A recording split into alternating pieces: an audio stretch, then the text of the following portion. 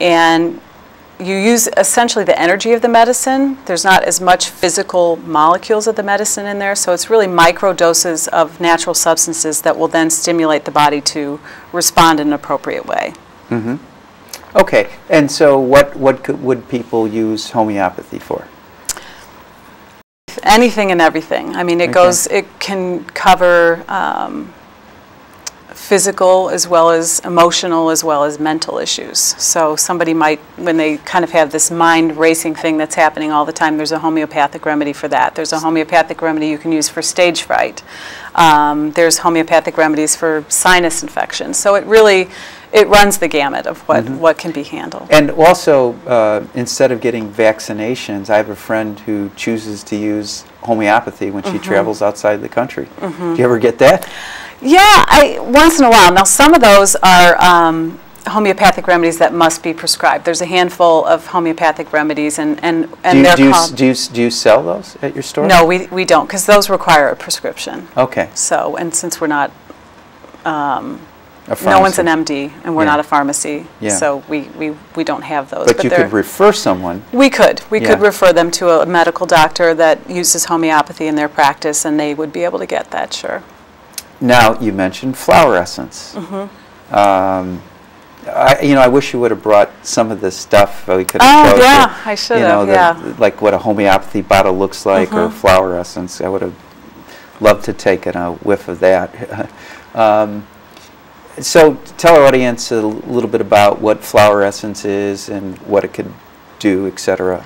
Well, flower essences are really great for any kind of mental or emotional issue, because disease often has not just a physical component, but also a mental or emotional component to it, and the flower essences are great for handling that. They're also good for life transitions or just specific sort of issues that you might have that are brought from childhood or some other point in your life. Well, I actually know of a psychiatrist that uses flower essence. There are a few out there, yeah. Yeah, Ann Hammond, Dr. Ann Hammond. Okay, she's in Chicago.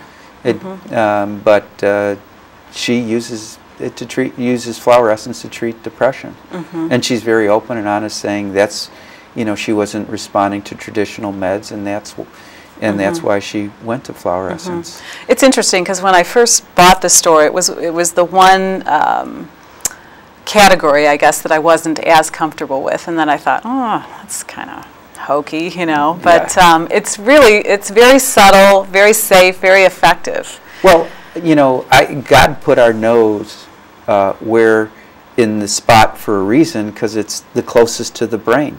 So we breathe in, it goes right to the brain first. Right. You're going to smell the flower essence, with the nose. Yeah. I think people can be obsessive or compulsive with flower essence, but well, that's actually what you're talking about is the essential oils. Oh, okay. Yeah. Okay. Because the essential oils go right to the limbic system of the brain, which of course has to do with the emotions, and that's why the aromatherapy can be used. Oh, aromatherapy. Yeah, you're thinking of aromatherapy. Okay, flower essence is. Flower essence is an alcohol tincture generally. It doesn't have a scent. But are they often mixed together? You can sometimes. There's there's a Earth, Wind, and Flowers. I don't know if you're familiar with them. They make some sprays that are great for space clearing, or they use them for creativity, and they combine flower essences as well as. For the show. I know. And so, do you have a aromatherapy section in the store? We do. Okay. And everybody has their favorites. Lavender is a real common one. I love it with soap. What's lavender for? Lavender is one of the great all-purpose oils. It's great for calming. That's what a lot of people use it for. It's really good for healing skin issues.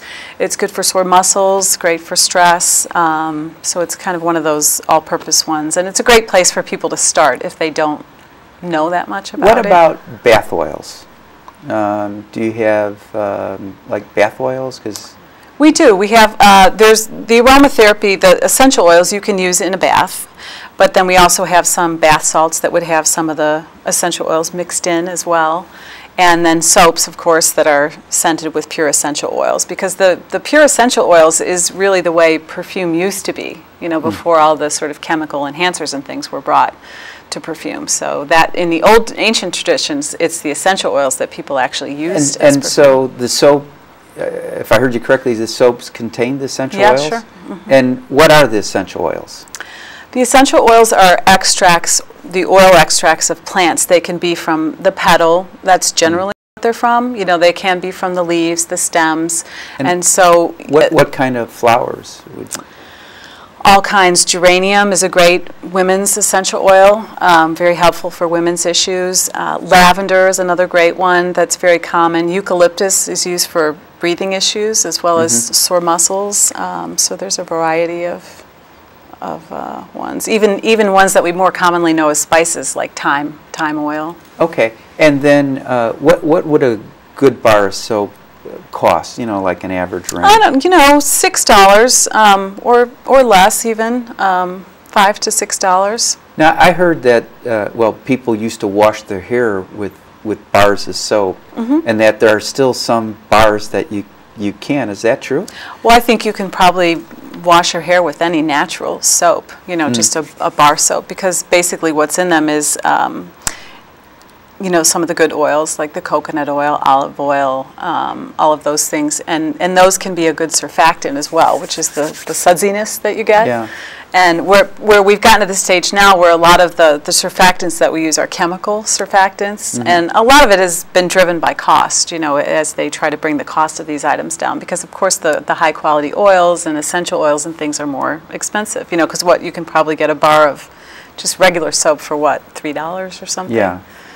I don't know. I haven't bought one in a long time. But I'm always looking, you know, to improve what touches my body, because I know that's important. Right. Well, that's a big area of healthcare, and that's actually been more in the news. So I see a lot of people using that as an entry point for natural health now.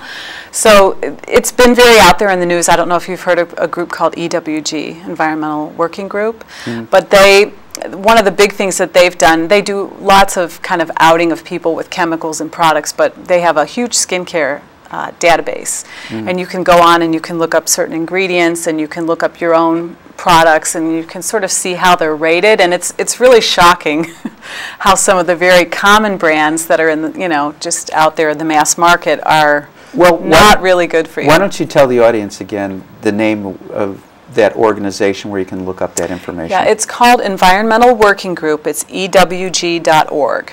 Okay. And it's a great website. You can sign up for their emails, and they do all kinds of really great research on, you know, basically chemicals in the environment, chemicals in consumer products, chemicals in skincare products, and so they're a consumer advocacy group essentially. Well, and then I see these like classes for soap making, and I think I'd like to try that. Have you ever done that?